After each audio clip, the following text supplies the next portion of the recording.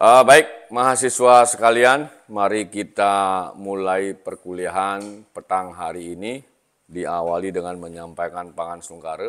Om Swastiastu. Assalamualaikum warahmatullahi wabarakatuh. Salam sejahtera untuk kita semua, salam namo buddhayo. Yang pertama, saya lupa ini apakah pertemuan kita setelah UTS yang pertama atau ya kayaknya pertama sih. Jadi itu yang ingin saya sampaikan di perkuliahan setelah UTS ini. Kita masih punya tugas.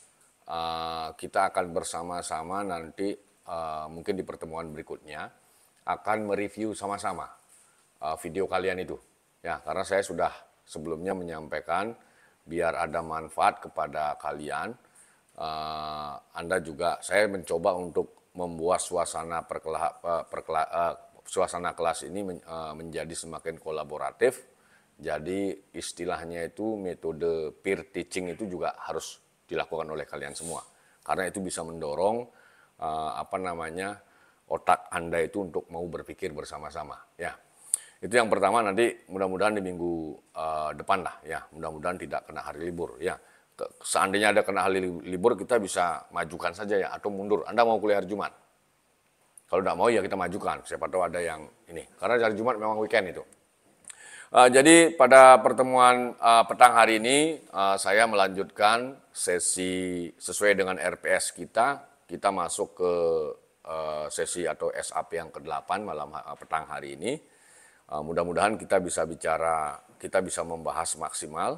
Ada 2 tema nanti yang akan kita bahas untuk 3 SKS ke depan ini. Yang pertama, kita akan membahas tentang analisa tenaga dan biaya proyek. Ya. Jadi mungkin 30 menit ke depan atau maksimal 50 menit ke depan, saya akan presentasi tentang materi ini. Nanti sekiranya ada yang ingin kalian tanyakan, silahkan kalian angkat tangan. Kita bahas bersama-sama, kita diskusi bersama-sama. Jadi berbicara tentang analisa tenaga dan biaya proyek, kemarin sekilas pertemuan sebelumnya sebelum UTS kita baru sedikit mereview itu kan, ya belum maksimal. Jadi analisa tenaga dan biaya proyek ini merupakan satu topik dalam manajemen proyek dan manajemen proyek pembangunan yang bisa dikatakan memang penting. Jadi sebelum proyek itu dirancang, proyek itu dilaksanakan, itu harus dianalisa dulu. Jadi kalau kita konfirmasi dia dengan teori pembelajaran manusia, analisa itu masuk kategori HOT dia, High Order Thinking Skill namanya. Jadi tidak sekedar mengingat, memahami, kemudian menerapkan. Jadi kalau mengingat, memahami, menerapkan, itu masih kategori level low dia, low order thinking skill, LOTS. Ya. Nah nanti ke depan, termasuk nanti mungkin UTS yang sudah saya berikan kepada Anda, nanti UAS-nya pun mungkin saya akan mendorong kalian untuk ke level HOT. Ya. Sehingga pada saat kalian mulai menyusun proposal, tulisan yang akan Anda pilih itu memang merupakan satu persoalan yang masuk kategori HOT. Ya. Nah, jadi apa saja analisa tenaga dan biaya proyek yang harus kita cermati bersama? Saya sambil berdiri aja. Ya. Nah, kemarin sudah ada, kita review bersama. Ya. Jadi modal, ya, modal atau biaya. Sebagus apapun dokumen yang tertuang di dalam RPJ apa? Masih ingat nggak? Ya, jadi Anda masih ingat. Jadi sebagus apapun dokumen rencana dalam RPJPD, RPJMD, RPJ desa, kalau ini nggak ada, zong, tinggal mimpi aja. Tapi tetap seperti penyampaian kita di awal kemarin, di awal semester, rencana harus bagus. Ya. Dasar rencana yang bagus apa? Pondasi pertama rencana yang bagus. Masih ingat nggak? Sebelum Anda duduk merencanakan, katakanlah Anda pejabat. Ya. Nah itu. Jangan Anda lupa itu. Kalau barang itu sudah kacau ya, misalnya kita diajak rapat oleh kepala desa, atau kita diajak rapat oleh kepala daerah, bupati. Kemudian dia mengundang, atau Anda diajak fokus group discussion oleh pemerintah kabupaten atau provinsi. Anda sebagai misalnya tokoh pemuda. Yang Anda tanyakan dulu datanya dulu. Walaupun mungkin, tetapi pertanyaan itu harus disampaikan entah itu informal sebelum rapat, atau paling bagus pada saat rapat ditanya. Jadi kalau persoalan itu tidak bisa dia pertanggungjawabkan, ya untuk apa rapat, apalagi bahasanya kita gontok-gontokan untuk menyampaikan pendapat gagasan. Kan rugi. Ya kan? Jadi jangan lagi saya ulang-ulang lagi itu, tapi Anda harus penting bicara rencana, ya data. Ya, itu yang penting. Jadi sebagus apapun dokumen rencana, kemudian dia disahkan dengan mekanisme prosedural jadi regulasi, tapi kalau ininya nggak ada, ya nggak jalan, nggak bagus. Makanya modal ini penting. Ya, kalau kita misalnya case study untuk APBN kita Indonesia, berapa proyek infrastruktur yang kekurangan ini? Akhirnya pinjam di luar.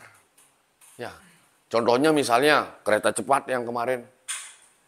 Agar barang itu jadi, nggak punya uang kita APBN nggak cukup, ngebon kita. Ya kan? Terus dulu kalau kita mau lihat cerita sejarah tentang rencana pemindahan ibu kota. Pemindahan ibu kota negara itu awal gagasannya itu pada masa Bung Karno. Ganti presiden sekian kali, kan cuma gagasan saja. Belum ada uangnya. Akhirnya mungkin pemerintahan sekarang berpikir dia. Karena sebelumnya Pak SBY punya program yang namanya MIPI. Kepanjangannya MIPI. MIPI itu dokumen perencanaan sekian tahun yang disusun pada masa Pak SBY. Nah itu dilanjutkan oleh presiden berikutnya. Makanya pembangunan di sana sini. Karena kebetulan ada uang. Jadi modal itu penting. Tidak sekedar angan-angan. Nah, sama misalnya contoh. Pak Koster sebelum habis jabatannya sebagai gubernur. Tadi kita level Jakarta, sekarang level provinsi. Pak Koster, brilian pemikirannya, terlepas suka atau tidak suka. Tapi kalau kita bicara konteks perencanaan, mungkin tidak hanya di level Nusa Tenggara. Nusa Tenggara itu kalau dulu kan Sunda Kecil namanya. Sunda Kecil itu Bali, NTB, NTT. Bukan sekedar di Sunda Kecil ini aja sebagai gubernur. Tapi kalau dibandingkan komparasi studi dengan gubernur-gubernur lain, khusus konteks perencanaan dia bagus. Dia sudah bisa mengesahkan regulasi untuk Bali 100 tahun ke depan. Nah itu loh. Tapi kalau tidak ada ini, apa yang ada di dokumen kan sulit di breakdown. Dieksekusi. Ya loh? Nah. Kemudian contoh lagi, kalau kita lihat komparasi studinya, atau case studinya itu di Bali misalnya. Walaupun APBD Bali ketika sebelum tahun 2022 itu kita sudah masuk di angka mungkin 6-7 triliun APBD Provinsi Bali. Tapi karena dokumen rencananya Pak Koster itu kemarin kalau nggak salah apa nama programnya Pak Koster itu? Apa? Bu, ya itu ininya, visinya yang apa istilahnya? Dia membangun di beberapa titik itu. Apa istilahnya di kita itu? Istilahnya di Pemprov Bali itu. Ya membangun jembatan Golden Triangle di Kusambu, Sanur sama Bias Munjul, terus Tower Turyapada, terus Benohab, terus Pusat Kesenian Bali, terus apa lagi? Jalan tol yang di ini, bukan jalan tol, jalan apa? Shortcut yang di Bedugul. Masih ada yang ingat istilahnya di Bali itu? Nah artinya poin penting yang ingin saya katakan, perencanaannya bagus. Anggarannya waktu itu hanya sekitar 6 sekian triliun APBD Bali. Tapi karena tidak bisa langsung kita mengcover semua itu, Pak Koster nggak mampu dia sebagai gubernur karena kekurangan ini, akhirnya proyek itu dibuatkan, kemarin saya singgung apa mekanismenya? Multi years. Jadi tahun 2002 dibangun apanya, berapa persen, berikutnya nanti ditambah di APBD 2023. Mungkin dia akan kelar semua di 2024. Itu ya. Jadi sumber daya terdiri yang penting itu modal garis miring biaya. Ada yang tertarik untuk men-stressing ini? Kabupaten kota. Kabupaten kota setelah COVID ini secara umum kondisi modal biayanya itu memang tidak maksimal. Karena apa? Karena 514 kabupaten kota di Indonesia, termasuk provinsi yang ada kurang lebih 38 tambah 4 di Papua kalau nggak salah itu rata-rata postur atau struktur APBD mereka lebih banyak dihabiskan untuk belanja operasional. Itu kisaran 50-60%. Jadi kalau Pemprov Bali yang 2022 sekitar anggaplah 7 triliun, itu sudah 60% itu belanja operasional. Kemudian sisanya berarti yang 40% itu kalau mekanisme prosedural di tata kelola keuangan negara dan daerah kita, itu ada amanat 20% untuk urusan pendidikan, 10% untuk urusan kesehatan, 15% untuk infrastruktur, sisanya, makanya bahasanya secara umum kondisi postur APBD Pemkab, Pemda, mau Pemkot termasuk Pemprov itu belum maksimal. Ketergantungannya sangat kuat pada pemerintah pusat dalam bentuk transfer dana alokasi umum dan dana alokasi khusus. Sehingga modal-modal proyek untuk proyek infrastruktur di kabupaten kota itu minim. Bisa dipahami? Makanya fakta di lapangan itu banyak sekali jalan-jalan kabupaten kota hampir di semua daerah ada yang tidak tertangani. Ya apa enggak? Ya apa ya? Ya. Itu persoalannya. Kemudian apa? Sumber daya yang penting? Tenaga kerja. Jadi kalau bicara proyek pemerintah, itu sebenarnya kalau kita berpikir ideal, semua proyek yang didanai oleh pemerintah seharusnya itu yang dipekerjakan anak-anak kita. Seharusnya. Karena ini kaitannya dengan pertumbuhan ekonomi. Income masyarakat di tempat proyek itu ada. Seharusnya. Contoh misalnya, yang pusat kesenian Bali. Saya belum pernah cek ke lapangan. Apakah semua tenaga kerja yang dilibatkan di proyek pusat kesenian Bali di Kusamba Kelungkung itu semuanya tenaga kerja Indonesia? Atau mungkin kita lebih straight lagi, apakah semua aktor-aktor yang terlibat di proyek pusat kesenian Bali itu semuanya orang Bali, bukan suku Bali, ber-KTP Bali gitu loh. Kan begitu. Kemudian kalau kita lihat mungkin agak keluar sedikit, meskipun dia bukan milik pemerintah, misalnya rumah sakit internasional itu, yang di Sanur itu.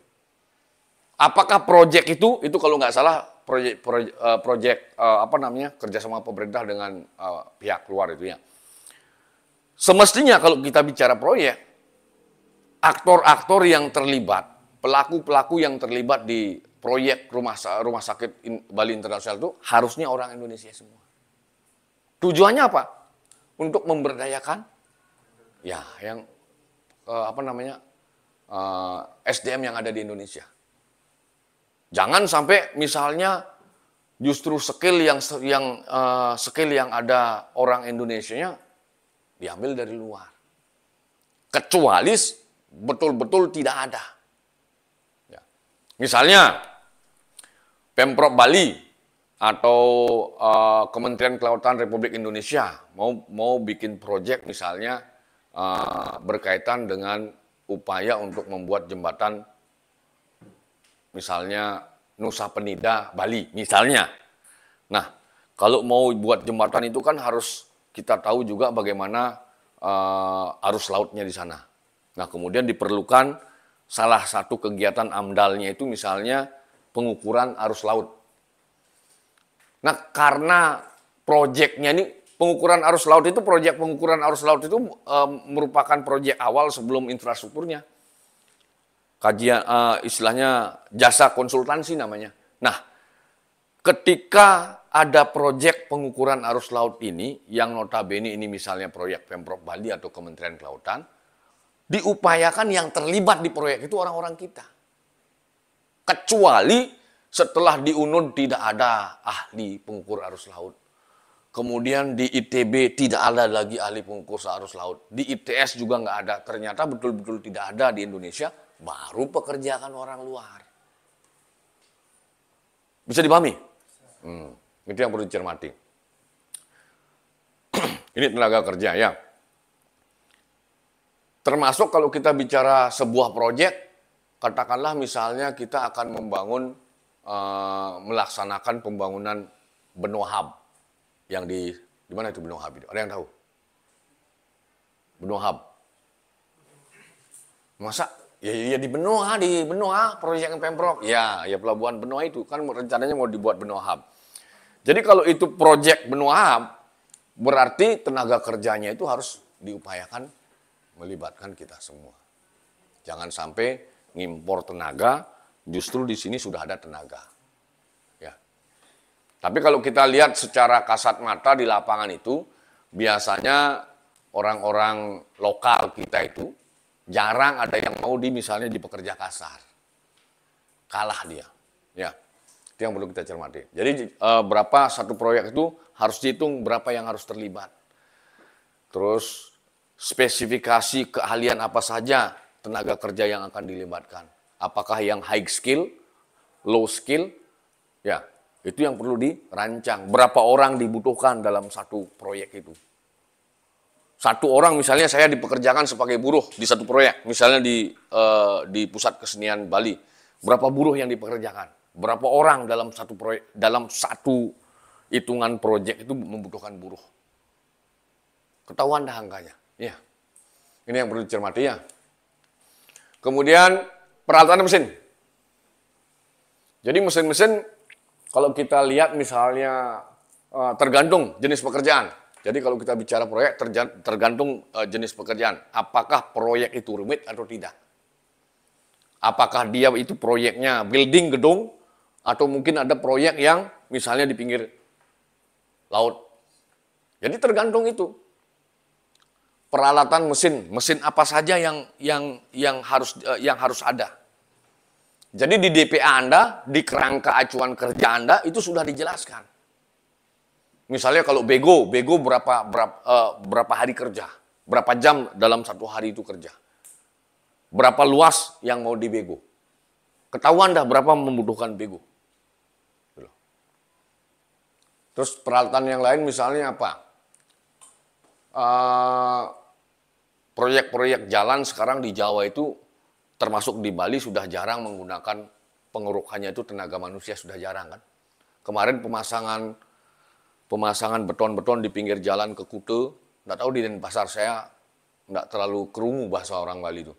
Kalau yang di Kute saya lihat yang ngerok sudah mesin, yang masang apa namanya itu betonnya sudah mesin. Itu kalau kita pakai tenaga manusia, mindahkan satu aja lama itu. Satu beton itu berempat belum bisa itu. Ya. Makanya yang kemarin saya lihat di Pemogan itu, di daerah Pemogan, cepat sekali dia masang. Termasuk mungkin yang daerah hubung ini sama semua kan. Saya lihat juga di daerah Bajri itu. Jadi sudah siap dia. Tukang alat ngerok. Sudah siap, di belakangnya sudah ada masang. Nah itu canggihnya sekarang ya. Jadi peralatan mesin itu harus dihitung dengan detail. Jadi hal yang paling penting untuk menghitung analisa tenaga dan biaya proyek itu adalah angka kuantitatif. Berapa orang manusianya? Manusia ini yang katakanlah kelas buruh berapa hari kerja? Dalam satu hari itu berapa jam kerja? Kalau misalnya ada lembur, itu harus dihitung. Bisa dimengerti? Ya itu dituangkan di dalam kerangka acuan kerja. Nggak boleh salah. Ya, itu yang perlu dicermati. Nah, kemudian material. Material tergantung proyeknya. Kalau kita melihat studi kasusnya, apakah misalnya itu proyek Pusat Kesenian Bali atau sekedar mungkin bikin gedung SMA atau bikin gedung SMP. Tergantung materialnya. Semakin besar volume bangunan berarti materialnya semakin besar, banyak. Di material juga kelas bahannya juga ada. Pasir itu di lapangan ada kelasnya. Semen itu di lapangan ada kelasnya. Terus dinding sekarang pilihannya banyak. Nah, dalam KAK itu Anda merancang menggunakan dinding apa? Apakah Anda mau menggunakan bata? Apakah Anda mau menggunakan batako? Atau Anda mau menggunakan bata modern yang sekarang itu, yang putih-putih warnanya langsung pasang? Sekarang kalau kita lihat lagi di sosial media, sudah ada langsung, ya. Bahkan dinding yang kayu sudah ada sekarang. Itu canggihnya, ini material. Jadi Anda besok lulus dari sini jadi sarjana administrasi publik, boleh-boleh saja Anda misalnya tertarik untuk menjadi pemborong. Tetapi kalau bicara target capaian pembelajaran kita, Anda targetnya menjadi analis kebijakan publik.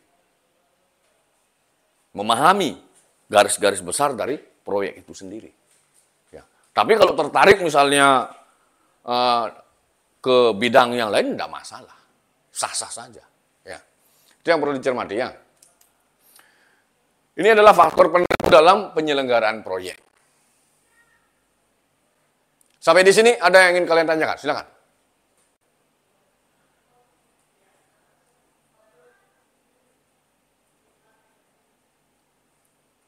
Belum ada? Saya lanjutkan dulu. Jadi kesimpulannya apa? Perencanaan biaya proyek, biaya yang diperlukan untuk suatu proyek dapat mencapai jumlah yang sangat besar dan tertanam dalam kurun waktu yang cukup lama. Oleh karena itu perlu dilakukan identifikasi biaya proyek dengan tahapan perencanaan biaya proyek sebagai berikut. Ya. Tahapan pengembangan konseptual. Jadi biaya yang dihitung secara global berdasarkan informasi desain yang minim. Dipakai perhitungan berdasarkan unit biaya bangunan berdasarkan harga per meter persegi. Jadi semuanya dihitung detail. Intinya semua dihitung dengan detail. Jangan sampai kurang. Bahkan kalau desain gambarnya sudah selesai, kemudian dimasukkan ke dalam KAK, ingat pajaknya.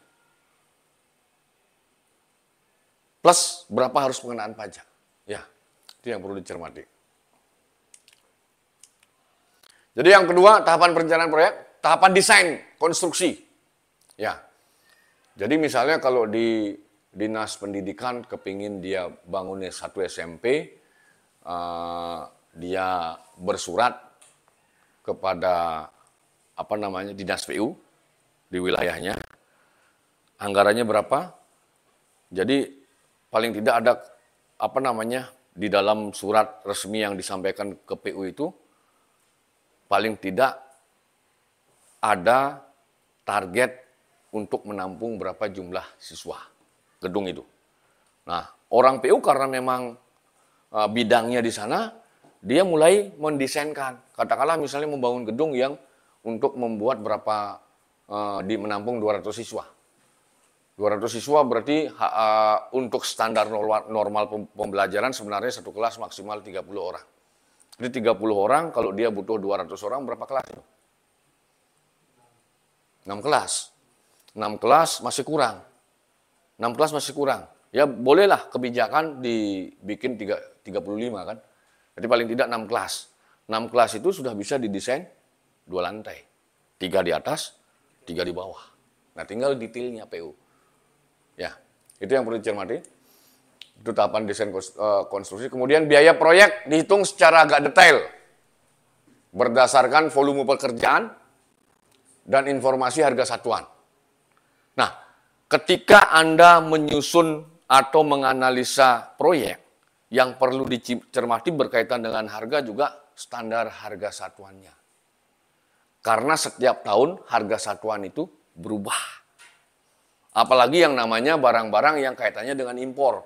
Besi itu, paling fluktuatif. Terus misalnya Anda pakai rangka baja, itu juga fluktuatif harganya. Harus disesuaikan. Bahkan misalnya kita merancang tahun ini untuk dilaksanakan tahun depan. Itu harus ada spelling. Harga misalnya yang namanya semen, besi, terus apa tadi saya katakan, rangka baja, mungkin Januari harganya masih seperti tahun sebelumnya. Tapi ketika memasuki bulan April, apalagi semester kedua, itu bisa berubah harganya. Ya, apalagi hari ini misalnya, kita juga tidak tahu bagaimana di lapangan sekarang, gara-gara perang Ukraina ini. Dulu misalnya kalau kita konfirmasi kasus di kasus waktu Gunung Agung meletus kemarin itu. Satu misalnya waktu Gunung Agung meletus, itu banyak pemborong di Bali jeblok. Terutama yang memborong bangunan-bangunan pemerintah. Karena harga pasir Karangasem itu naik.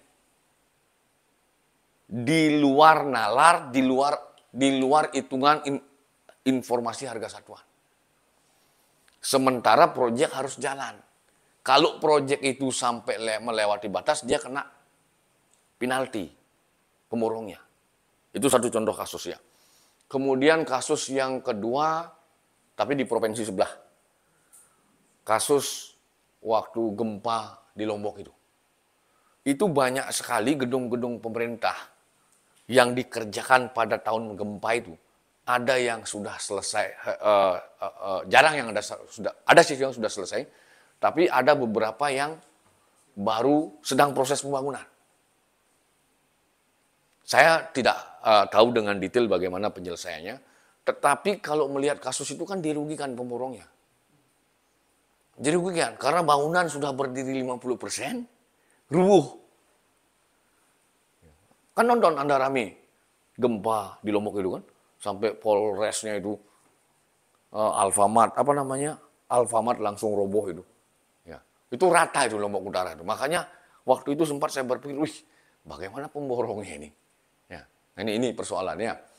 Jadi stressing di poin ini adalah ketika Anda menganalisa biaya proyek, Anda harus cross-check standar harga satuan per item barang. Yang agak sulit terjadi fluktuatif harga itu upah buruh biasanya. Upah tukang itu susah naik. Biasanya normal sekian-sekian saja. Ya. Cuman kalau misalnya Anda misalnya jadi pemborong di tempat lain, standar harga satuan di Bali belum tentu sama dengan standar harga satuan di luar Bali. Misalnya, siapa nama? Febi misalnya jadi pemborong, punya bukan CV tapi PT. Jadi Anda punya PT K1. Sekarang kan proyek pemerintah itu sudah semua bisa ikut lelang kan? Sepanjang itu diumumkan di ULP. Nah, ketika Anda mencoba menawar proyek yang diumumkan di ULP, ternyata lokasi proyek katakanlah di Samarinda atau Balikpapan, hati-hati. Cek harga satuannya. Karena ongkos buruh di Bali beda dengan ongkos buruh di sana. Di sana kalau tidak salah sekarang minimal 200.000 buruh kasar itu. Sementara di Bali masih di angka 100.000. Ya, makanya itu harus hati-hati. Ya, itu yang perlu dicermati. Ya, biar tidak nanti perusahaannya kolap. Ya bangkrut kan belum, tapi harusnya untung gitu ya. Itu yang perlu dicermati. Ya, yang berkaitan dengan harga satuan. Kemudian tahap ketiga. Tahapan pelelangan. Nah, nanti kita kalau sesinya cukup nanti kita akan buka bagaimana pelelangan itu di sesi ini. Kemudian artinya setelah desain dibuat, kemudian segala dokumen-dokumen yang berkaitan dengan syarat-syarat pelelangan proyek itu sudah selesai, diserahkan dia ke ULP, Unit Layanan Pengadaan kalau di Indonesia. Itu biasanya proyek yang ada di kabupaten kota, di provinsi, sama di pusat. Diserahkan ke Lembaga Pengadaan Barang dan Jasa. ULP namanya, Unit Layanan Pengadaan. Nah, baru ada tahapan pelelangan. Ya. Kemudian biaya proyek dihitung oleh beberapa kontraktor agar dapat penawaran terbaik. Nah, nanti kita bahas di sesi berikutnya. Berdasarkan spesifikasi teknis dan gambar kerja yang cukup dalam usaha mendapatkan kontrak pekerjaan. Jadi misalnya Anda kepala bidang di Dinas Pendidikan Kota Denpasar. Anda sudah merancang pembangunan SMP, katakanlah SMP 1 Denpasar. Dokumen sudah selesai, persyaratan lelang sudah selesai, kemudian dokumen disetor ke ULP. Nah, ULP beberapa hari setelah dokumen diterima dari Dinas Pendidikan Anda, langsung dia umumkan di ULP. Nah, ULP ini apa tujuannya pengumuman? Agar rekanan atau pihak ketiga bisa tahu ada proyek.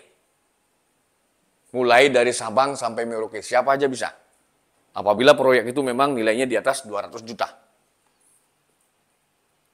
Nah, ini kalau dikaitkan dengan digitalisasi, ini transparansi.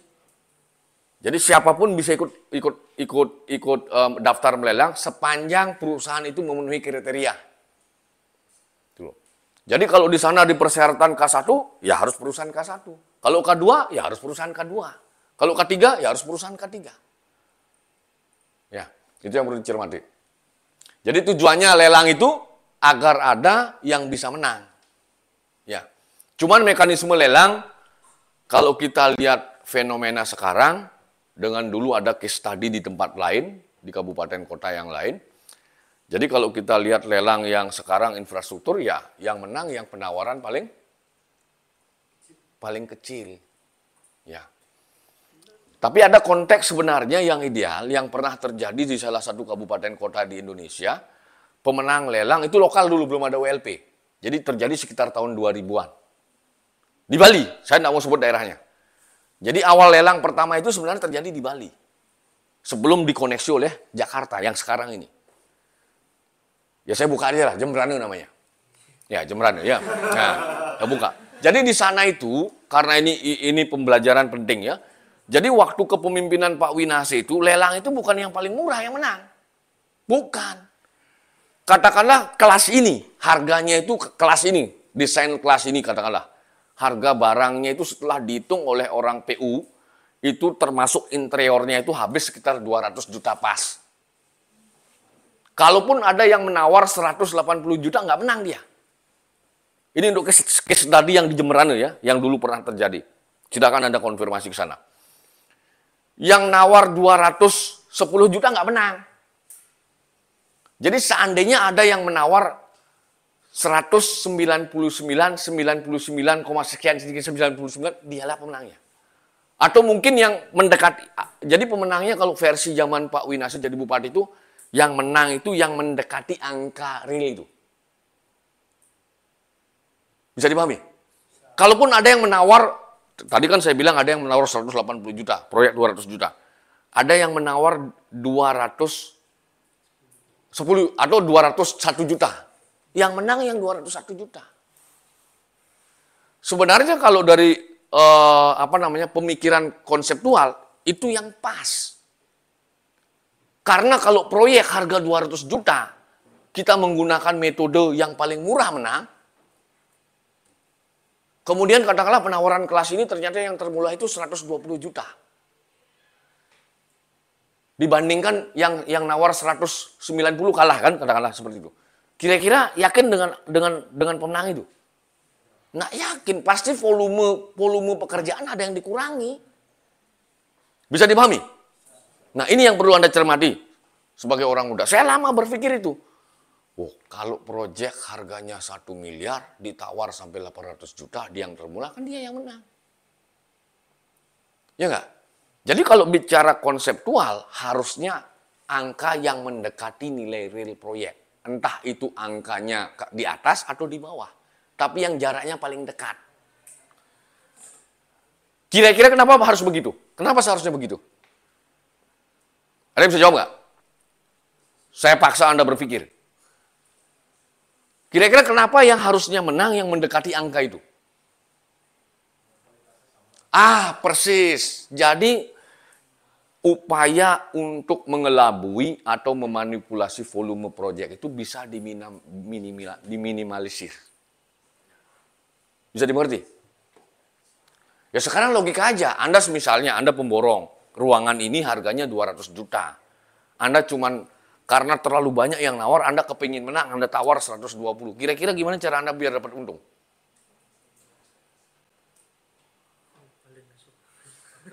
Kira-kira, ada yang bisa jawab enggak? Ya kualitas volumenya dikurangi. Kan enggak ada pengusaha yang mau buntung. Enggak ada. Mana gaji karyawan, mana bayar pajak. Bisa dimengerti? Nah, ini yang tahapan kenapa ada pelelangan proyek ya, untuk mendapatkan, itu pun makanya proses setelah barang diumumkan di ULP itu ada seleksi, kan ada syarat administrasi perusahaan. Yang tidak memenuhi syarat nggak boleh ikut tahap berikutnya. Nggak boleh ikut tahap penawaran. Bisa dimengerti? Sampai di sini ada yang ditanya sebelum saya lanjut.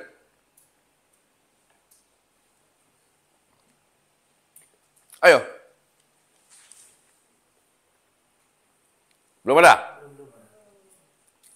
Jadi tahap yang keempat berkaitan dengan perencanaan biaya proyek, tahap pelaksanaan, kemudian biaya proyek pada tahap ini dihitung lebih detail berdasarkan kuantitas pekerjaan, gambar dan metode pelaksanaan dengan ketelitian yang lebih tinggi. Jadi pada saat eksekusi proyek, nah yang perlu menjadi catatan kalian semua, begitu proyek dilaksanakan, setelah terjadi lelang, ada pemenang, mulai dilaksanakan, itu ada biasanya ada pencairan uangnya, modelnya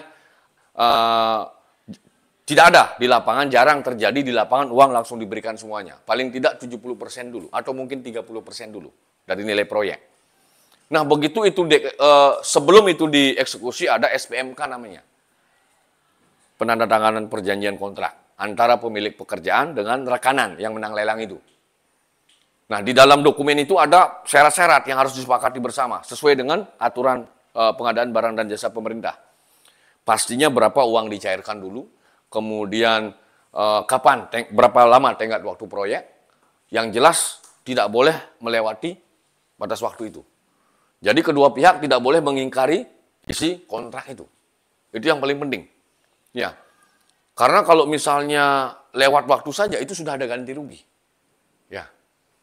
Nah, jadi begitu uang diberikan, pejabat-pejabat pemilik pekerjaan itu mulai dari pengguna anggaran, namanya PA. Ya. Jadi kepala dinas itu otomatis PA. Kepala dinas di provinsi, kepala dinas di kabupaten kota. Ya. Itu karena regulasi pengadaan barang dan jasa, mereka ex officio menjadi pengguna anggaran, penanggung jawab utama setiap proyek, termasuk semua proyek yang ada di kantornya dia. Nah, misalnya saya kepala dinas, di sini kepala bidang saya satu, di sini kepala bidang saya satu, di sana kepala bidang saya satu. Kepala bidang ini punya anak buah, kepala bidang ini punya anak buah, termasuk stafnya. Tapi sekarang namanya Jafung itu, jabatan fungsional. Nah, saya selaku pengguna anggaran, Anda selaku PPK, ada staf Anda yang sebagai PPTK, itu harus tanggung jawab semua. Satu paket. Jadi sebenarnya kalau kita fair play di Indonesia, ada kasus misalnya penalti, tidak bisa ini lepas tanggung renteng ini. Mulai dari PA, PPK, sampai PPTK.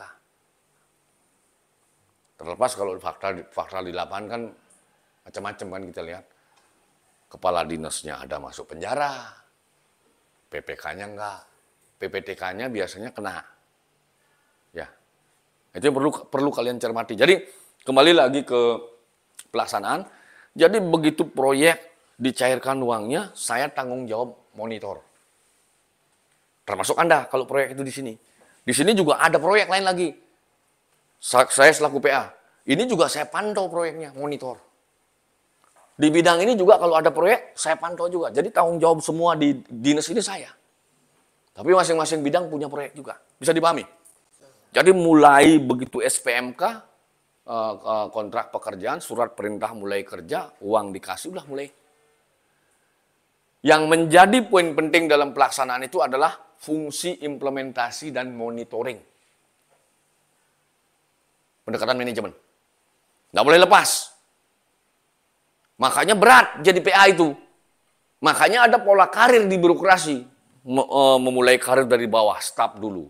Kemudian Jafung yang level pertama.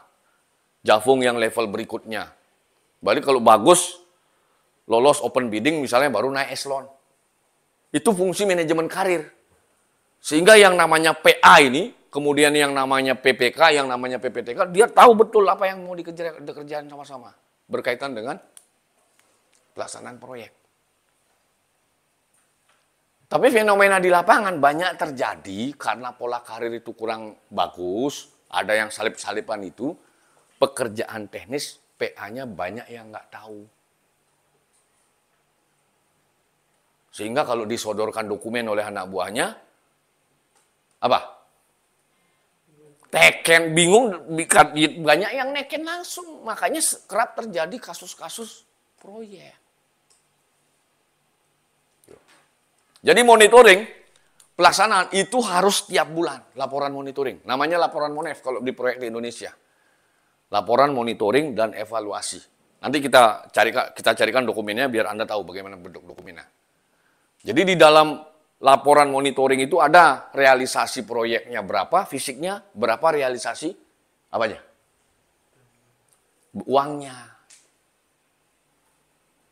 Itu harus sinkron. Kalau misalnya uangnya 30% dikasih dulu, fisiknya harus berapa persen? Logika ini. Hah? 30%. Kalau uangnya sudah dikasih 70%, proyeknya berapa persen? 70% harus fisiknya.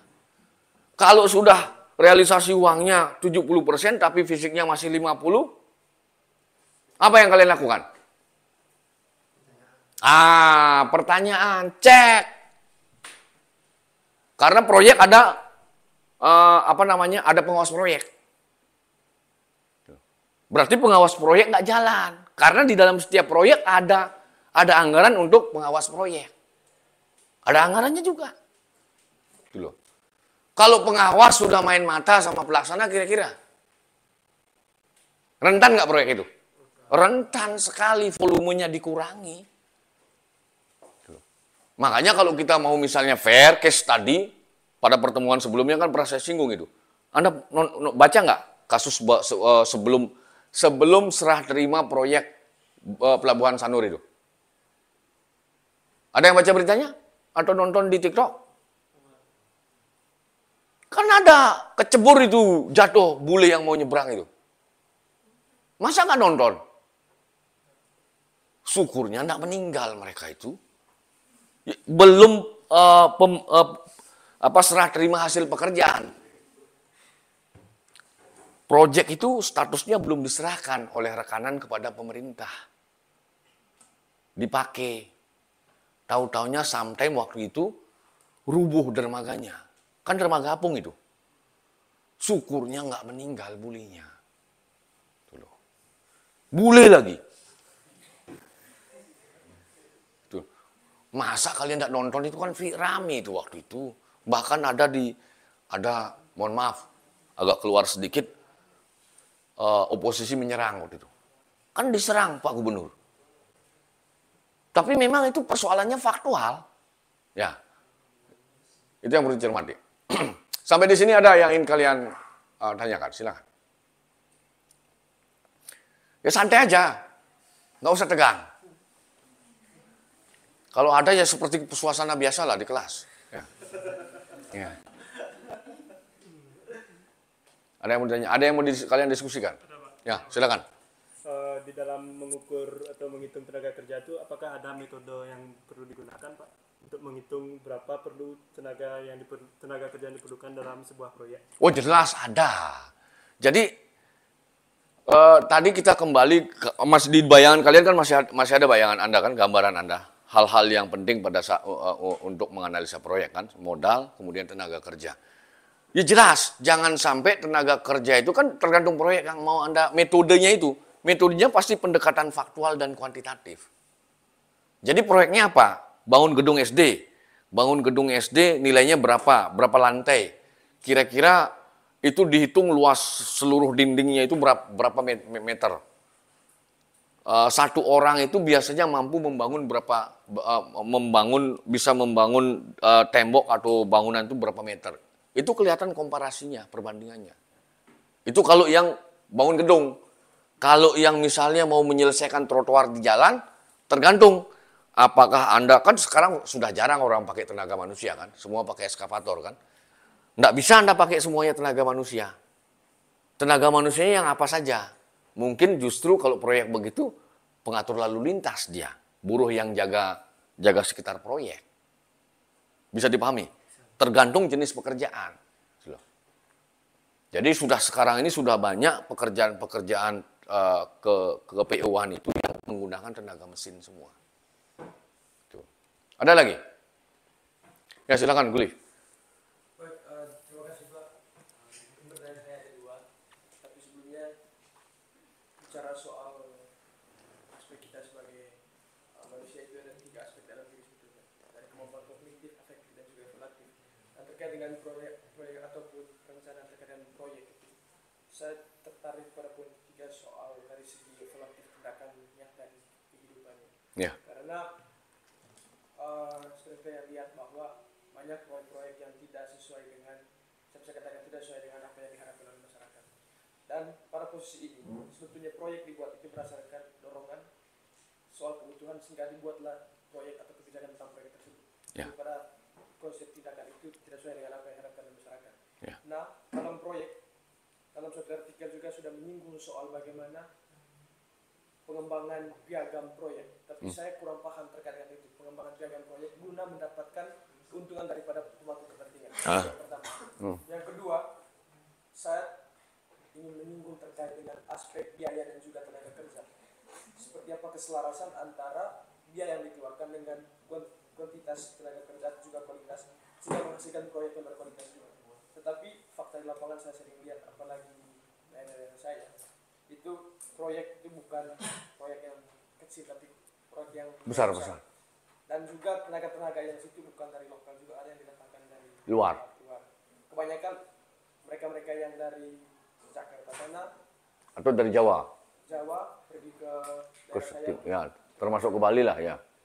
Dan saya kebetulan juga sering berkomunikasi dengan keluarga-keluarga yang punya andil besar dalam hal itu. Seperti DPR, mereka bilang bahwa ini didatangkan untuk mewujudkan proyek berkualitas. Tapi saya lihat kita sampai 1 tahun proyeknya hancur. Soal keselarasan antara biaya dan juga kualitas. Oh, ya. Itu 3 ya. 3 bicara tentang jenis proyek kan begitu ya. Kedua tentang piagam proyek, yang ketiga keselarasan apa tuh? Antara Tenaga dan biaya. Nah ini penting, ini semuanya penting. Satu jenis proyek. Ya kita cermati di sekitar kita, Denpasar ini. Ya kalau Anda mau rajin mengikuti katakanlah paling tidak membaca berita pada saat setiap hari lah baca berita, terutama berita lokal. Ya. Jadi fenomena jenis proyek ini masih bisa secara umum masih bisa kita lihat euforianya masih seperti biasa. Jadi pemerintah bisa dikatakan pemilihan jenis proyek itu belum berbasis data. Data itu apa? Kebutuhan publiknya. Ya. Ini kalau kita rapat dengan anggota dewan, rapat dengan pejabat birokrasi, tapi yang paling straight adalah rapat dengan DPRD, termasuk dengan tokoh masyarakat. Pasti yang dikeluhkan itu jenis proyek. Nah artinya apa? Data memang masih menjadi soal tidak hanya di tingkat lokal, tapi nasional juga. Makanya kan di awal pertemuan kita, semua kan masih ingat, basisnya data.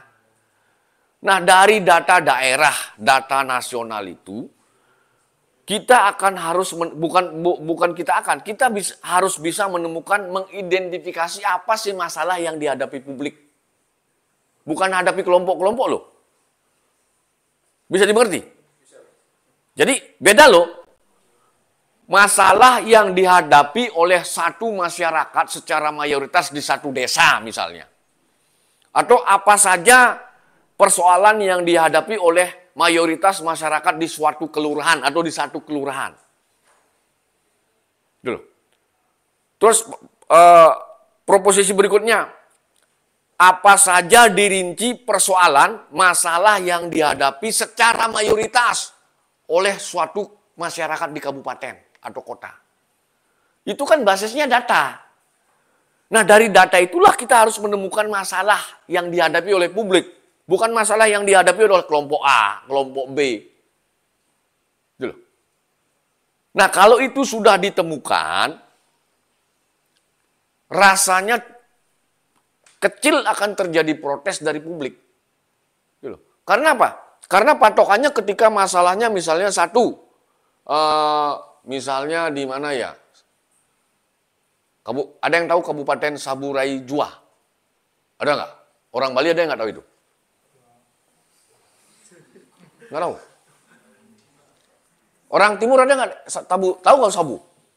Nah, itu kan kabupaten terluar. Tanpa ke sana kita sudah menangkap. Pasti persoalan di sana transportasi. Gitu? Tanpa ke sana kita sudah tahu itu. Karena kabupaten terluar di selatan itu. Ya selatan, betul selatan. Berarti transportasi masalah pertama di sana. Jadi kalau dia punya APBD, harusnya APBD itu yang diakses apa pertama? Yang dibiayai. Setelah ada urusan pendidikan sudah, urusan kesehatan sudah, sedikit dia. Kalau infrastruktur apa? Slot uangnya dibawa kemana? Slot uang daerahnya. Ayo. Saya kembalikan ke kalian. Kadang-kadang Anda misalnya, Anda ini semua pejabat di Kabupaten Rejua. Tadi sudah kita tahu, topografinya sudah masalahnya akses. Uang Anda mau pakai apa? Anda katakanlah Anda kepala dinas semua ini. Pakai apa uangmu itu? Kok pembangunan jalan, aksesmu keluar susah. Kira-kira apa? Memurahkan, merealisasikan transportasi yang lebih murah dari Rai Jua ke Kupang. Entah itu proyeknya dalam bentuk kabupatennya mungkin membuat kapal Roro. Bisa dipahami? Itu yang tidak terjadi, yang masalah jenis pekerjaan proyek di kabupaten kota itu. Makanya fenomena di lapangan banyak sekali proyek yang tidak termanfaatkan. Karena persoalan tidak mampu mengeksekusi apa yang betul-betul menjadi kebutuhan publik, persoalan publik. Bisa dipahami? Saya rasa sekarang Anda begini matanya dengar saya ngomong di kelas, masih jadi mahasiswa. Tapi ketika Anda jadi pejabat besok senyum-senyum sendiri tapi melakukan hal yang itu-itu lagi. Ya, menjadi bagian akhirnya. Ya, jadi basisnya itu kalau mau proyek tidak mangkrak ya harus berangkat dari data. Nah, yang kedua, piagam proyek. Ya, yang terjadi memang euforia sekarang itu banyak daerah-daerah, oknum kepala daerah, apalagi dia baru satu periode, ingin memperoleh piagam-piagam penghargaan itu. Padahal kalau kita mau lebih detail lagi menggunakan kemampuan kognitif kita lebih bagus lagi. Oke, satu daerah bisa dapat penghargaan banyak. Apakah penghargaan itu merupakan goal akhir dari sebuah pemerintahan? Hah? Tidak. Goal akhir pemerintahan itu publiknya merasa hidupnya lebih bagus. Jadi APBD untuk proyek itu dimaksimalkan bagaimana publik responnya bagus. Kualitas layanan publik ketika disurvei masyarakat semuanya senang dengan dia sebagai kepala daerah. Karena ada, ya kita tidak bilang pulaunya ya, karena ini sesi pembelajaran penting. Ada daerah yang buang uang ke sana kemari, merasa kaya daerah itu, tapi di kampungnya sendiri, di daerahnya masih ada orang miskin. Kalau angka statistik yang saya tangkap itu 2,5 2,1-2,3%. Itu baru statistik, belum kita real cek. Takutnya itu, realnya itu 5% yang miskin. Sementara dia bagi-bagi duit ke sana kemari. Kan itu sama dengan yang kasus ditanyakan Guli tadi. Ya, jenis proyeknya. Gitu? Padahal kalau kita memang bagus, katakanlah kita satu daerah itu, logika sederhana mengelola APBD, rakyat kita betul-betul sudah sejahtera dulu, baru kita bantu orang. Gitu? Logika sederhana ini loh. Artinya kalau sudah berani mengeluarkan uang untuk orang lain, berarti di sini sudah tuntas urusannya. Ya, jadi euforia kembali ke pertanyaannya Guli. Nah, susah nyebut namamu, siapa namanya? Hah?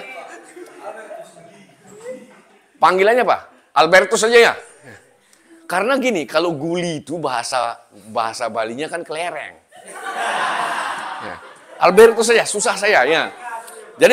Jadi piagam proyek ini sebenarnya bukan sekedar pakai jor-joran gaya-gayaan. Itu loh. Karena yang diharapkan publik itu bukan piagam-piagam prestasi itu. Mereka hidupnya lebih bagus. Ya bisa dimengerti yang lain ya? Itu karena itu fenomena di lapangan memang demikian. Jadi ketika oknum kepala daerah itu baru satu periode, macam-macam lah angka kemiskinan dia turunkan. Mohon maaf, itu fenomena yang terjadi 20-an tahun terakhir ini, terutama oknum kepala daerah yang baru satu periode. Itu kan modus turun angka kemiskinan. Tapi belum tentu faktanya di lapangan seperti itu. Ya. Kemudian yang ketiga tadi apa, Guli? Albertus apa? Tentang keselarasan antara uang dan juga tenaga kerja. Nah, jadi antara tenaga kerja dan uang, kalau bicara proyek, satu proyek, ya. Salah satu fungsi proyek, kalau kita bicara manajemen proyek pembangunan, itu sebenarnya membantu geliat ekonomi di satu kawasan. Logikanya begitu. Indonesia membangun proyek banyak di Indonesia, logikanya biar uang proyek itu berputar di Indonesia. Bisa dipahami? Bali buat proyek, harapannya itu uang itu cair dijadikan proyek di Bali, orang Bali bekerja di dalam proyek itu, menikmati ada perputaran uang di Bali. Bisa dimengerti? Kemudian katakanlah orang Manggarai, Pemkab Manggarai buat proyek. Jadi harapannya proyek itu dieksekusi yang menikmati orang Manggarai, perputaran ekonomi. Itu bagian dari tujuan proyek sebenarnya, proyek pembangunan. Tapi kalau belum apa-apa, tiba-tiba ada proyek di Manggarai, pemenangnya dari luar Manggarai semua. Ini di luar target sebenarnya, secara faktual. Meskipun dari sisi prosedural boleh. Jadi memang dilema di lapangan. Karena banyak kasus yang terjadi, saya ketemu rekanan di Bali, contoh misalnya saya tidak sebut nama daerahnya. Ada proyek pengadaan pakan untuk babi. Yang menang bukan rekanan dari Bali. Tapi yang menang rekanan dari luar Bali. Nah, karena rekanan ini tidak punya kantor di Bali, akhirnya proyek ini disubkan sama rekanan yang ada di Bali. Kira-kira nilainya turun nggak? Ya turun lah. Saya menang, saya kasih Anda, kira-kira saya motong nggak? Motong. Nah, ini memang debatable. Makanya saya tadi mengatakan ada proses lelang yang perlu kita kaji bersama. Kemudian ada lagi contoh kasus. Rekanan apa itu ya? Rekanan pengadaan babi. Babi juga, karena di DPA di Bali ini banyak juga yang menganggarkan babi itu. Yang menang rekanan luar lagi. Karena dia tidak punya kandang di Bali, tidak punya barang di Bali, kira-kira apa yang dilakukan? Oper lagi rekanan di Bali. Jadi kembali ke pertanyaan Guli, seharusnya memang secara konseptual, proyek ada di Bali, yang menang, yang melaksanakan, rekanan di Bali. Proyek ada yang di Manggarai Barat yang mengerjakan rekanan di Manggarai. Seharusnya dalam konseptual. Ya memang perlu kita kaji kembali mekanisme lelang kita ini. Karena esensi proyek pembangunan itu menumbuhkan geliat ekonomi di satu kawasan. Bisa dimengerti? Makanya misalnya contoh lagi, di Bali ada kabupaten yang tidak memberikan pejabat di bawah eselon 2 keluar daerah. Proyek perjalanan keluar daerah itu proyek nggak? Proyek. Kira-kira bagaimana pandanganmu dengan kepala daerah itu? Dari sisi manajemen proyek, benar apa tidak? Jadi yang boleh keluar daerah hanya eselon 2. Itu pun selektif. Kaitkan dengan penjelasan saya tadi dengan esensinya ada proyek itu.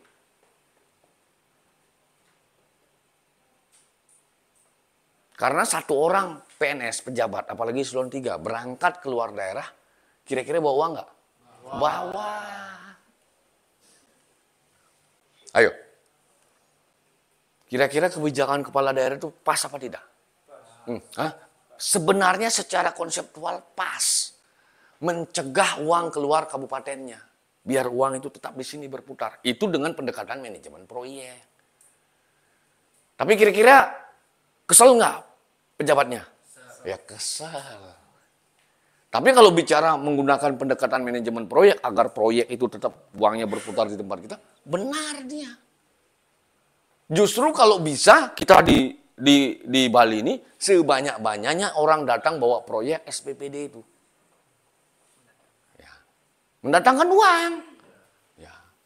Ya sama dengan Badung. Badung meskipun kaya dia, karena dia memang tata kelola birokrasinya, karena modalnya besar dia. Ada yang dari Kabupaten Badung? Berapa orang? Angkat tangan. Ya, jadi bisa dikatakan Anda tahu nggak adik-adik ini? Jadi orang pegawai-pegawai pemerintah di luar Bali itu banyak yang studi banding ke Badung, hampir tiap hari. Hampir tiap kali, mau dia ke desa Punggul, mau dia ke kantor DPRD, mau dia ke civic center Anda itu. Itu sebenarnya bawa uang juga, karena satu PNS itu bisa bawa uang paling tidak di angka kalau dia berangkat 4 hari 3 malam, mungkin satu orang itu bisa 20-an juta itu mungkin, sampai di angka sekian.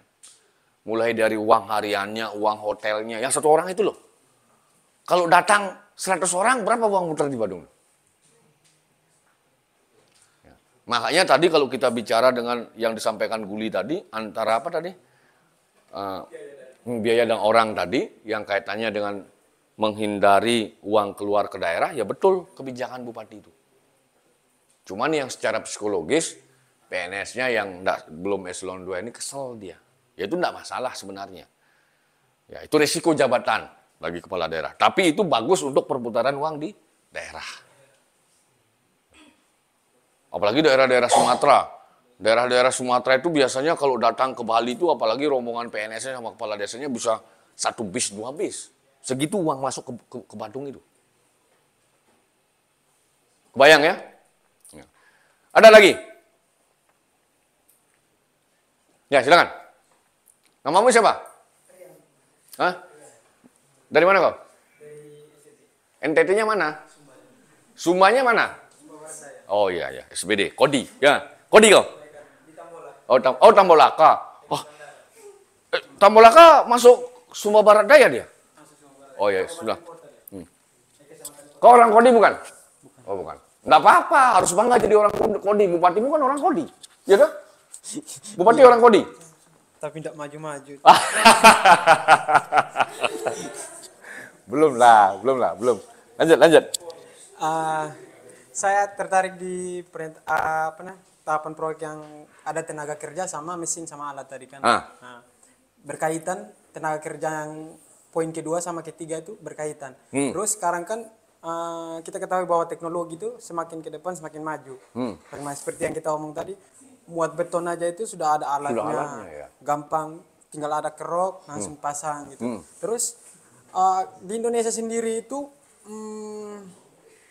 yang tenaga kerja untuk proyek itu bahkan dari Jawa itu 60% yang merantau ke Bali itu semuanya terjun ke proyek itu. Betul. Nah, Ya, betul. terjun ke proyek. Terus, sampai ke tempatmu itu dia.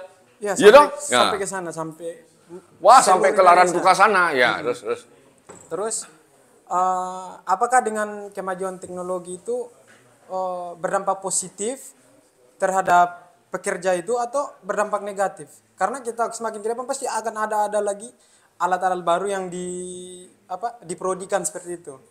Apakah tenaga kerja itu berdampak pada kehidupannya, ekonominya, keuangannya, atau berdampak maju juga? Gitu. Bagus pertanyaanmu. Ini sebenarnya persoalan global, terutama persoalan di negara-negara dunia ketiga.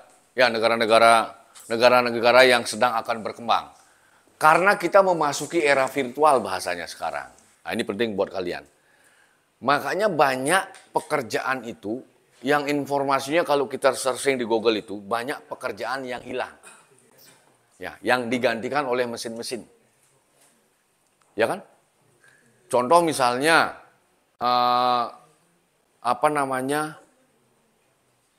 tiket parkir itu loh, parkir. Kalau dulu kan sebelum ada parkir gate kawasan parkir yang menggunakan gate itu kan petugas parkir biasa. Ya dong? Sekarang pemerintah kota terutama dia sudah punya tempat-tempat parkir. Ada klasternya, kemudian ada modern, kemudian hanya pakai gate aja. Ya. Bahkan ada orang itu, kalau masuk kan ada orang, keluar baru bayar kita. Ya dong? Ya dong? Nah, jadi pertanyaanmu itu menjadi soal global, khususnya di negara-negara dunia ketiga. Artinya apa? Artinya jawabannya pasti akan banyak pekerjaan yang bisa digantikan oleh mesin atau kecerdasan buatan, itu menggeser pekerjaan manusia. Contohnya yang masang batako tadi, beton-beton itu. Yang ngeruk gorong-gorong sudah pakai bego. Artinya apa? Peradaban ini memang memaksa manusia untuk masing-masing mencari tahu di mana kelemahan kita, kemudian kita cari harus punya keunggulan masing-masing. Jadi kita harus punya keunggulan yang tidak dimiliki, yang susah ditiru oleh mesin. Saya belum mengkonfirmasi yang beberapa bulan lalu ramai di media sosial. Mungkin Anda sudah nonton juga. Perempuan yang katanya robot itu, betul nggak itu? Kan di Tiongkok itu, apa di Cina itu? Saya belum mengkonfirmasi apakah hoax apa bukan itu. Robot tapi persis manusia. Terus saya pernah nonton Ronaldo apa siapa main bola sama artificial intelligence itu. Betul itu? Oh, diedit, berarti hoax itunya. Ada video aslinya sama edit dia sama robotnya. Jadi itu hoax berarti, hoax. Ya. Yang Ronaldo itu hoax. Saya makin gila nih mesin bisa membaca arah tendangan orang kan itu ya. Nah, tapi terlepas dari itu, pertanyaanmu ini jawabannya sudah jelas. Sudah banyak jenis pekerjaan yang diganti sama mesin sekarang. Jadi solusinya apa? Anda generasi muda harus punya potensi atau keahlian sendiri. Hari ini ke depan, orang yang tidak punya keahlian khusus, Anda akan menjadi pecundang. Makanya memang agak rumit. Apa keahlian yang tidak bisa ditiru sama mesin sekarang? Banyak sekali pekerjaan yang sudah diganti sama mesin. Kalau kita misalnya melihat sekarang ya, di desa-desa sekarang, di Bali, yang saya tahu di Bali. Di desa-desa itu kan di Bali umumnya ada usaha perkebunan kan. Untuk mengirim kelapa. Menjual kelapa itu loh. Di desa-desa di Bali, mesin yang rame di sosial media itu belum sampai. Orang manjat kelapa pakai mesin itu. Di Bali hari ini di kampung-kampung itu masih manual. Orang manjat kelapa, berat itu loh. Dan sangat susah mencari tukang manjat kelapa. Ya. Jadi bahkan di India dan Tiongkok sudah ada mesin untuk orang naik.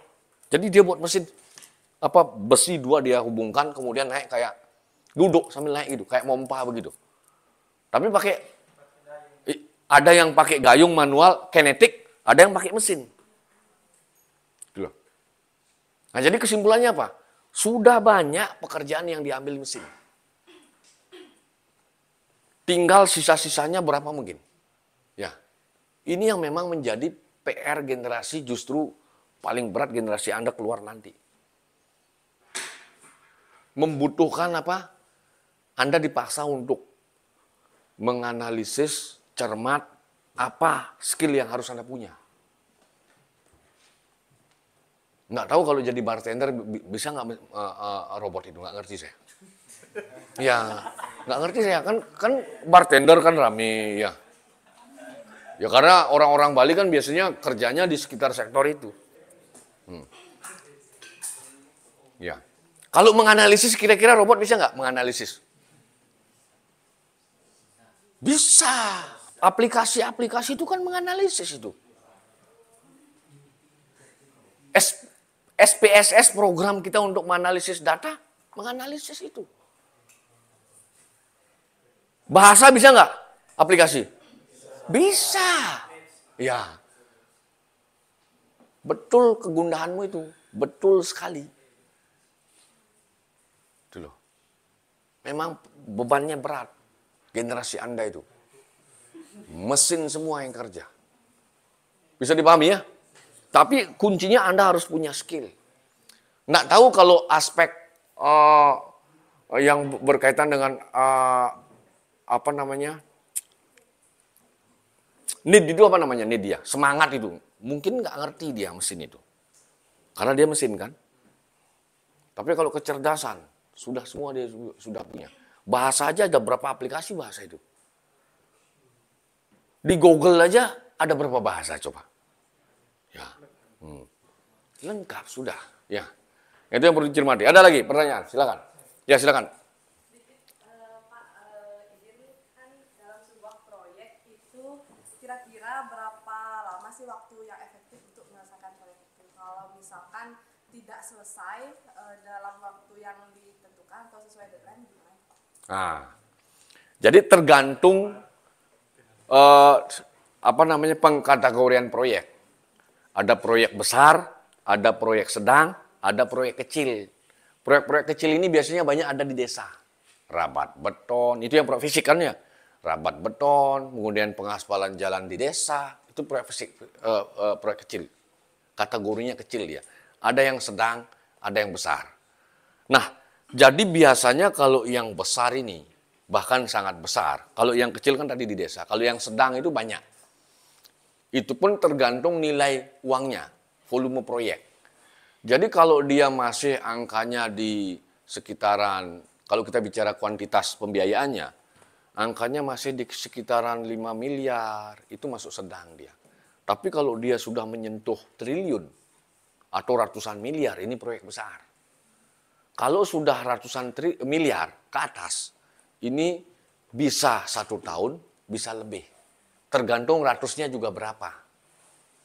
Nah, jadi untuk mengetahui berapa lama proyek itu dikerjakan, berapa duit yang dibutuhkan, tergantung volume proyeknya. Bisa dipahami? Jadi besar kecil ukuran proyeknya, desainnya seperti apa, nilainya berapa, ada estimasi nanti.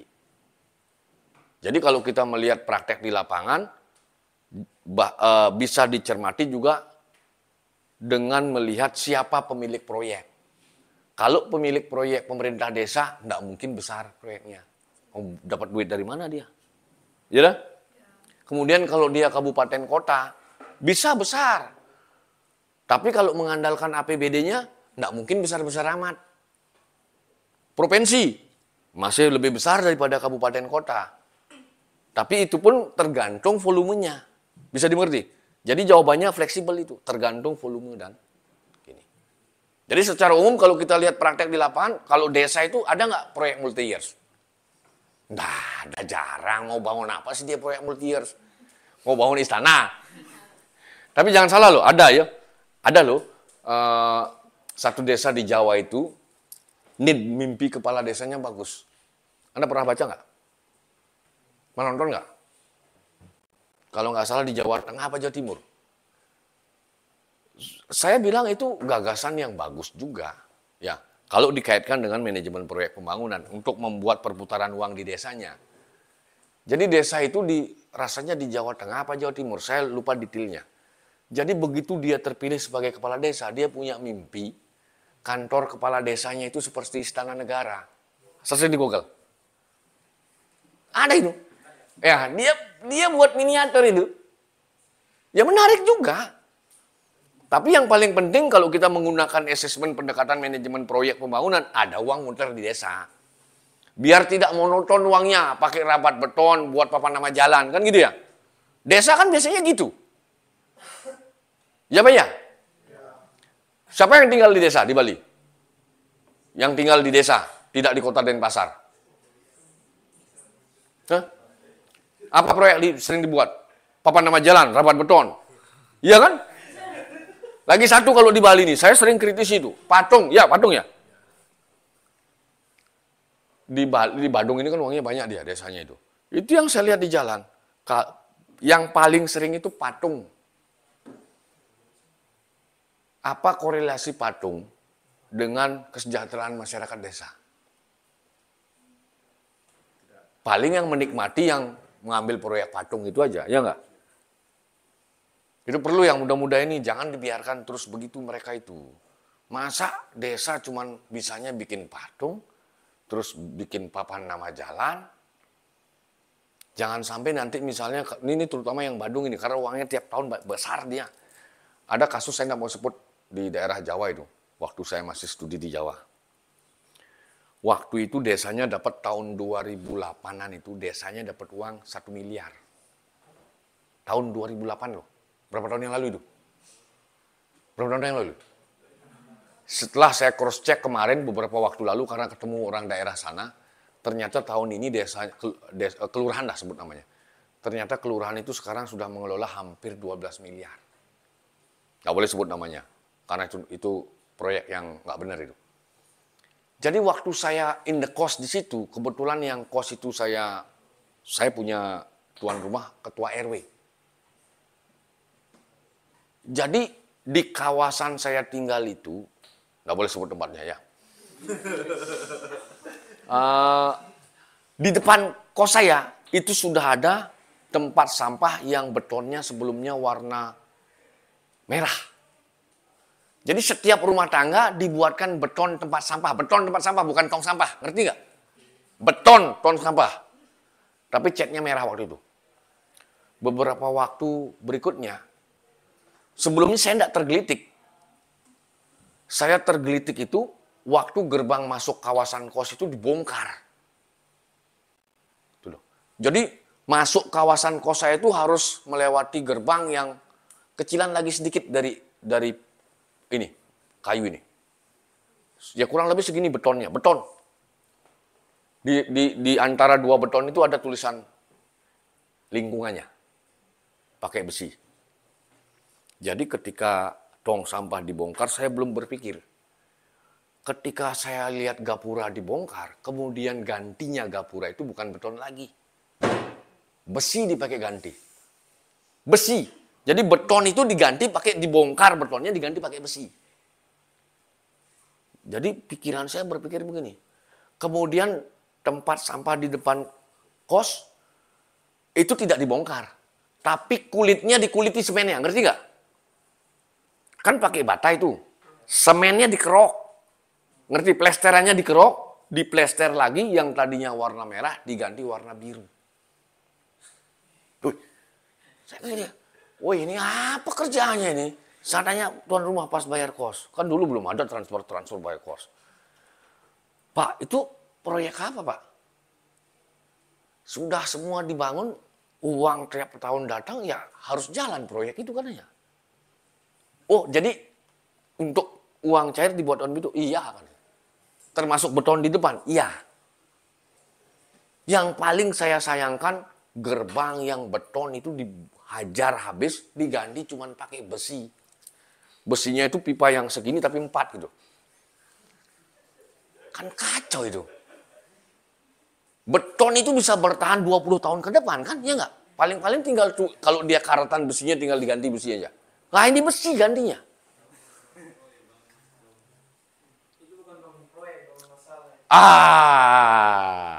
Itu dia. Tapi yang menjadi soal itu, ketika kalian mahasiswa bagus, tahu salah benar kalau jadi mahasiswa.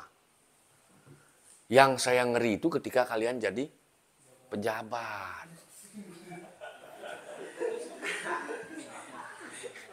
Ya. Iya, serius. Serius saya. Ya. Yang ngeri itu ketika kalian jadi pejabat. Kuliah tahu. Kira-kira tadi cerita saya proyek beton sama gerbang, tahu nggak salah benarnya? Tahu nggak? Tahu. Kira-kira kalau Anda jadi lurah di situ gimana? Ngikut apa enggak? Hah? Kalau enggak ngikut, kira-kira Anda disingkirkan nggak sama tokoh-tokoh itu? Makanya terjawab tadi omongannya si Albertus tadi. Pertanyaan poin 1 sama pertanyaan poin ketiga tadi. Kultur birokrasi kita masih seperti itu.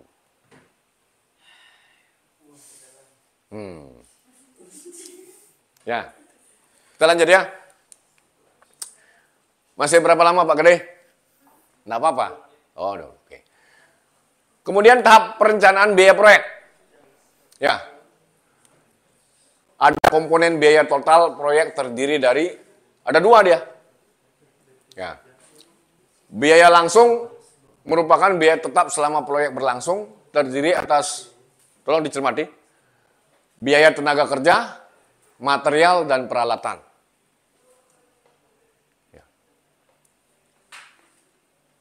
Kemudian yang berikutnya yang kedua, biaya tidak langsung. Nah, ini apa saja biaya tidak langsung? Merupakan biaya, ini maksudnya langsung itu yang langsung berhubungan dengan bangunan rencana proyek itu. Berarti ada tenaga kerja, ada material, kemudian ada alat. Di luar itu apa? Ada ketatausahaannya ini. Ya, merupakan biaya tidak tetap selama proyek berlangsung, di antaranya biaya manajemen proyek. Tadi yang saya singgung tentang biaya pengawasan proyek. Harus ada anggaran untuk pengawas. Ya. Kemudian tagihan pajak. Tagihan pajak. Meskipun itu proyek pemerintah, kewajiban pajak juga ada.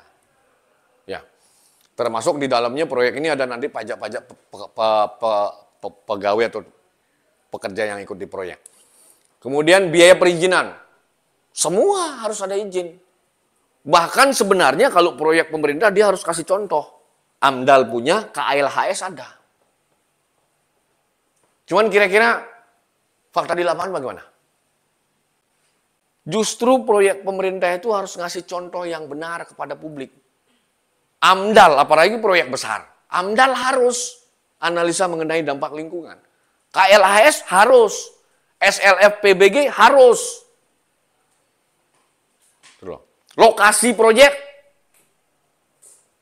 Mana?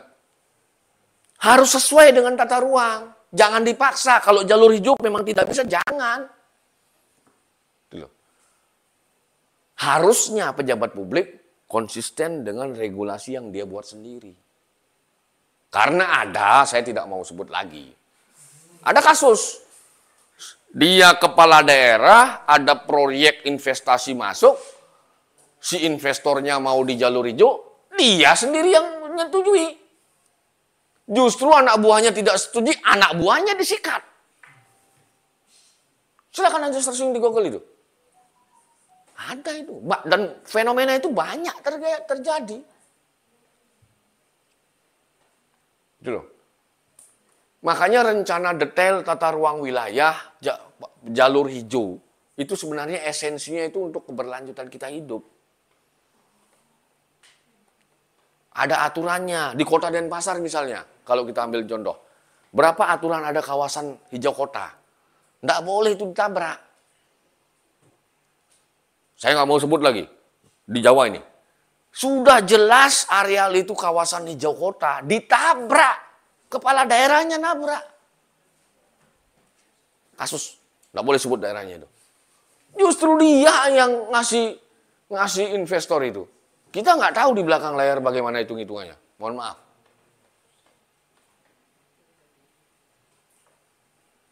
Di Denpasar mana kawasan hijau? Yang mana? Hayam Buruk yang mana kawasan hijau? Nggak ada saya lihat. Oh, yang itu jalur hijau. Kalau kawasan hijau kota yang miliknya tak diapa-apakan, khusus ditanamin aja. Kalau Anda misalnya jalan ke Tabanan, itu yang dipersiapan itu udah kawasan hijau itu kanan tuh. Cikomaria ada Pak. Mana di mana? Ada Pelangi kok. Kawasan hijau di sawah. Oh, sawah itu jalur hijau. Jalur hijau ganteng. Saya mau bilang kawasan hijau kota. Kalau di Surabaya banyak. Kita di Denpasar kalau kita cermati kita siapa yang KTP ke Denpasar? Siapa yang KTP Denpasar?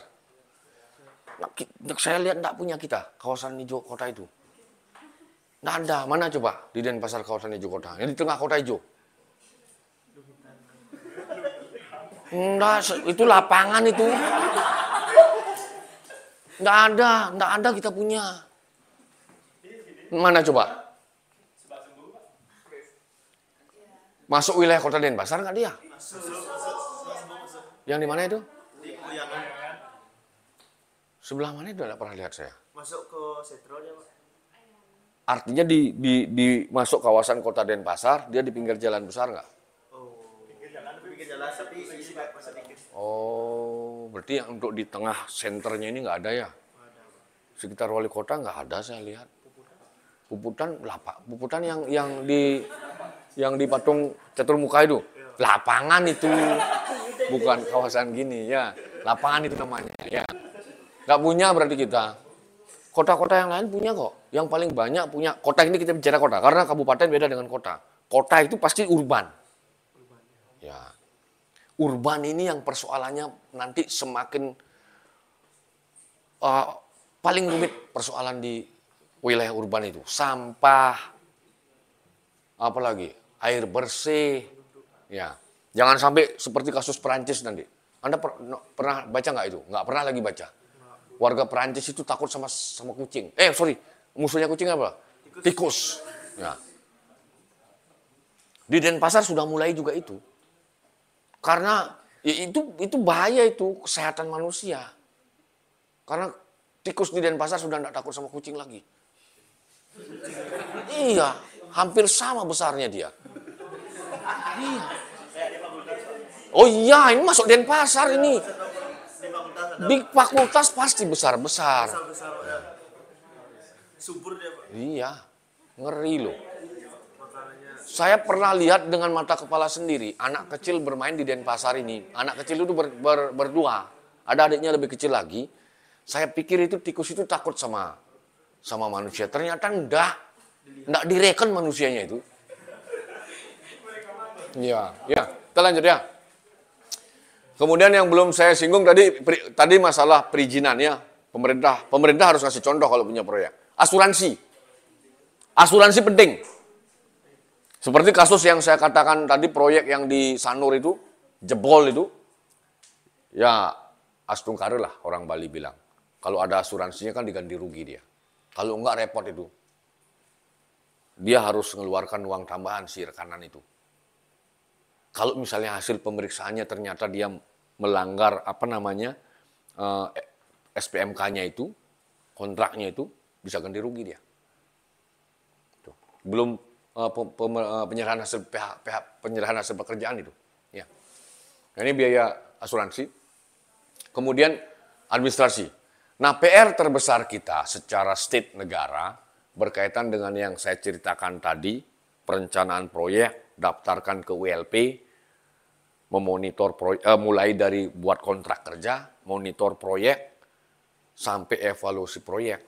Kita masih menggunakan ATK manual.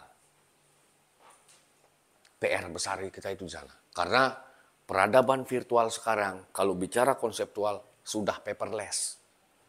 Nggak pakai kertas lagi. Sekarang kalau ada apa-apa, kita pakai Google Form kan? Apa namanya aplikasi itu? Google Form kan? Ngisi kuis-kuis, ngisi respon kepuasan publik. Iya. Ya kita memang ada persoalan di manajemen tata kelola proyek kita itu masih menggunakan ATK manual ini. Itu PR besar. Ya mungkin nanti zaman generasi kalian sudah nggak pakai ini lagi, pakai paperless beneran. Ya, karena sepengetahuan saya, kalau, tolong didengar, kalau tata kelola keuangan sudah banyak yang paperless. Sudah banyak. Meskipun di Bali ini ada satu kabupaten yang betul-betul paperless itu, saya sebut aja namanya Tabanan. Bagus dia. Jadi di Tabanan waktu saya penelitian 2 tahun lalu, sudah tidak ada lagi dokumen-dokumen di ruang kerja itu. Sudah disposisi pakai, apa namanya, barcode. Belum rame itu aplikasi Sri Kandi 2 tahun lalu. Dia sudah paperless. Meskipun persoalannya dia di infrastruktur masih. Tuh. Mungkin 5 tahun lagi sudah nggak ada lagi ATK ini. Ya. Kemudian yang berikutnya ada keuntungan profit. Ya. Jadi kalau bicara rekanan ya ini target rekanan untuk mengejar proyek ya. Keuntungan atau profit ya. Kemudian anggaran belanja dan arus kas keuangan proyek. Apa itu anggaran belanja dan arus kas keuangan proyek? Kontraktor menyusun anggaran belanja dan aliran kas proyek berdasarkan rencana anggaran dan biaya RAB yang dialokasikan oleh pemilik proyek. Ya, dia buat laporan. Kalau dia menang. Kalau menang, ya. Kalau kalah ya nggak dapat apa-apa. Tapi biasanya di lapangan itu ada, katakanlah saya ini rekanan. Saya yang menang. Dia ikut nawar. Tapi yang menang saya. Secara normatif prosedur saya yang melaksanakan proyek. Tapi namanya kerja berbareng, biasanya ini kayak kasih ngesum dia. Bisa dimengerti? Bisa dimengerti? Tapi praktek juga di lapangan kadang-kadang ya gimana ya, susah sekali sih menertibkan itu karena itu perilaku manusia. Ketika saya ini bisa jadi di lapangan itu ya, saya muncul punya perusahaan A. Ini muncul dengan perusahaan B, ini muncul dengan perusahaan C. Kerap terjadi di lapangan, ini boneka saya. Pernah tahu nggak cerita itu? Pernah tahu nggak fakta itu? Pernah tahu nggak? Nah, ini Anda perlu tahu, sebagai pejabat publik besok Anda harus tahu. Jadi judulnya saja ini punya perusahaan B, ini perusahaan C, saya perusahaan A. Padahal saya pinjam namanya dia. Semua perusahaan ini saya yang punya. Pernah dengar nggak yang begitu? Pernah baca nggak yang begitu? Kalian juga perlu tahu itu. Karena sometimes ketika Anda jadi pejabat, Anda tidak mudah untuk apa? Dibohongi. Nah ini memang praktek yang terjadi di lapangan seperti itu kerap terjadi. Susah. State negara nggak bisa masuk ke sana. Pernah dengar sebelumnya cerita saya tadi? Belum kan? Itu fenomenanya begitu. Mau di pengadaan proyek bangunan, mau di pengadaan misalnya alkes rumah sakit, mau di pengadaan buku di SD atau di sekolah-sekolah. Fenomena itu terjadi. Sehingga bisa dikatakan itu seperti monopoli terselubung. Bisa dimengerti? Bahkan praktek di lapangan misalnya, contoh, saya dulu pengusaha, kemudian jadi kepala daerah. Karena tidak boleh kepala daerah pegang perusahaan saya serahkan kepada istri saya. Nah, ya ini fakta yang saya ceritakan kepada kalian. Kan tidak boleh saya. Ujung-ujungnya ketika ada lelang, perusahaannya dia terus menang. Ternyata dia sudah saya ajari. Buat perusahaan B, buat perusahaan C atas nama ini dua. Bisa dimengerti? Praktek yang seperti itu masih kerap terjadi di lapangan. Masa nggak pernah dengar? Nggak pernah dengar cerita? Fakta seperti itu.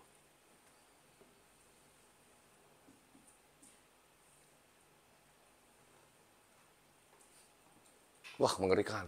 Ya. Misalnya di pemerintah sekarang, BUMN, pemerintah sekarang kan ada proyek pengadaan mobil sewaan itu. Pernah dengar nggak? Semua pemerintah daerah, semua perbankan BUMN itu, mobil-mobilnya itu kebanyakan sewaan. proyek itu, saya kepala daerah, ini anak saya, ini punya perusahaan, ini saya ceritakan fakta proyek, ya. Saya kan mikir, akhirnya ini gabung ke perusahaan ini, namanya tidak ada di sini, tapi join modal. Lalu ada lelang pengadaan sewa mobil, yang menang siapa? Yang menang siapa? Dia.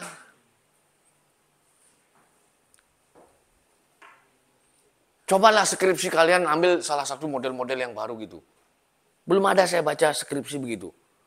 Coba nanti kalau ada yang tertarik, mekanisme manajemen pengadaan mobil dinas di Pemka mana. Ada yang berani nggak? Jangan saya baca skripsi pelayanan administrasi kependudukan di PTSP ini. Nggak diteliti juga sudah tahu itu. Nggak ada pengetahuan barunya. Itu loh. Ada yang berani tertarik nggak? Sekali-sekali bikin skripsi yang beda dari yang lain yang baru. Itu tadi saya bilang, manajemen pengadaan sewa mobil dinas. Terus apa lagi? Pengadaan mekanisme lelang alkes di rumah sakit Wangayu. Jangan yang pelayanan administrasi kependudukan, pengembangan kawasan wisata, nggak diteliti juga tahu. Nggak ada yang baru. Paling enggak kalau kalian yang laki-laki nih, yang masih muda ini, Anda neliti pengadaan sewa mobil di Kabupaten Badung. Apalagi kalau nanti Anda nggak usah dikasih tahu kepala kepala bagian umumnya sama kepala BPKD-nya, kamu ngajak wartawan muda. Nanti kalau sudah kamu interview 2-3 kali baru kasih tahu dia, ini wartawan Pak. Nanti kamu lulus kan kamu bisa jadi terlibat di pengadaannya gitu. Bisa dipahami? Jangan neliti yang yang terlalu gampang nggak perlu diteliti itu. Jangan penelitian di lokasinya itu terus kita. Desa Punggul. Iya. Cari yang baru. Bagaimana Pak Kade? Oh ya, lagi sedikit ya.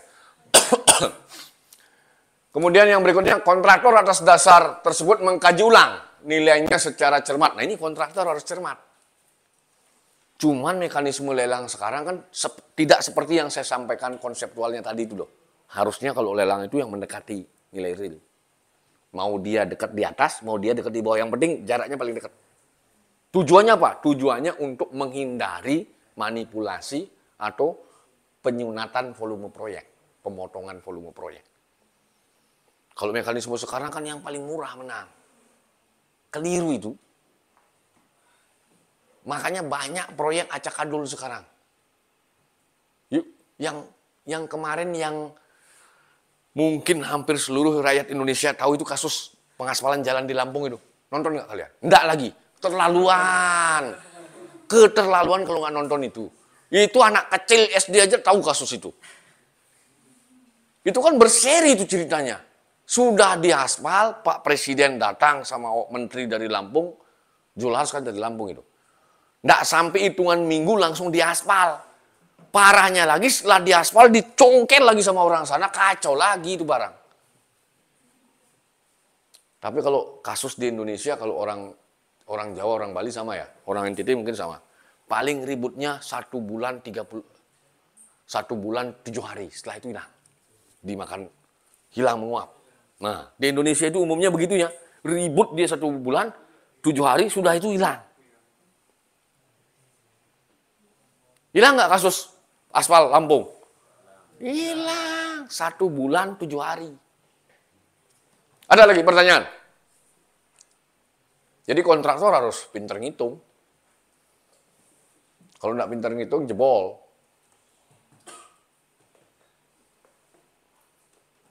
Anda juga jadi pejabat publik juga harus bisa ngerti itu hitung-hitungan itu. Karena kalau Anda salah merancang, jeblok juga proyeknya. Tapi rumusnya sebenarnya rumus yang normal itu ya pejabat lebih tahu dia sebenarnya. Karena dia lama bekerja. Ya. Berikutnya kontraktor atas dasar tersebut mengkaji ulang nilainya secara cermat sehingga dapat menyusun rencana anggaran pelaksanaan proyek dengan asumsi nilai RAB masih layak dan sedapat mungkin dihemat lagi dengan mempertimbangkan faktor-faktor berikut.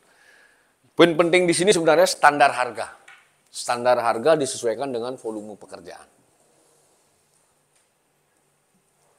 Tidak boleh standar harga kurang. Nah, pengetahuan knowledge yang penting tentang standar harga yang menggunakan assessment mekanisme prosedural namanya, harga boleh saja lebih dari standar yang ditetapkan oleh Pemda. Asal tidak melebihi batas yang ditentukan oleh Kementerian Keuangan. Untuk kasus Indonesia loh.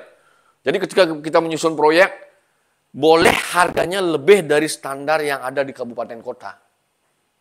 Tapi tidak boleh lebih dari harga yang ditetapkan oleh menteri. Baik pemerintah kabupaten kota, provinsi, dan kementerian negara itu setiap tahun mengeluarkan standar harga satuan. Bisa diingat. Jadi Anda sudah paham, harus paham itu. Setiap tahun ada harga. Boleh harga lebih dari kabupaten kota, tapi tidak boleh lebih dari siapa? Menteri. Ada pertanyaan? Belum ada. Karena sudah dikasih kode sama sutradara.